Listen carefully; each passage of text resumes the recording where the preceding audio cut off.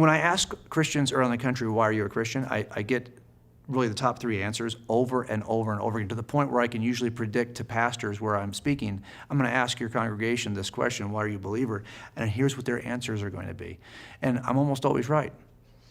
The first and most popular answer is, I was raised in the church. I've been a Christian my whole life. My parents were Christians. Some version of, it's part of my family heritage.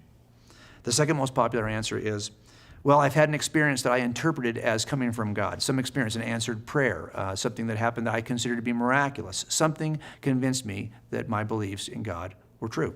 Those are good answers. Both of those are good answers. The third one's kind of like the second. I was a jerk before I met Jesus. Now I'm not so much a jerk. He's changed my life. These are good answers, okay? Nothing against them. But I noticed in my own life that my family is almost all atheists and Mormons. My Mormon family, 6 brothers and sisters, all raised LDS. If you ask them, why are you a Mormon? They give you those same 3 answers in pretty much the same order.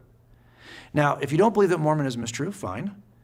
Why do our answers sound like theirs? It's time for us as a church to have better answers. And we have to make that decision individually and as a group.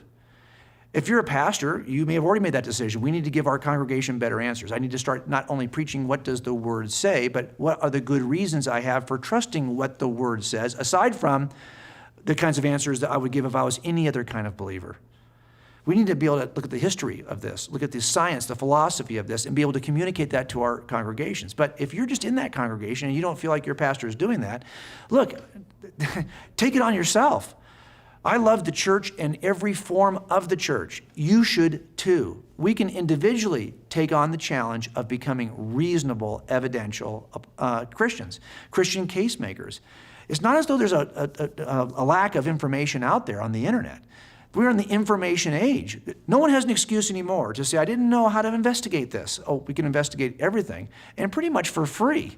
We just need to be passionate about it. There's already something in your life that you have a forensic view of. Oh, who's going to win the next NBA Finals? You can probably make a case. Oh, who's your favorite? Why is that player going to be the MVP of the league this year? Why is this political situation the way it is? You're already investing time and energy somewhere.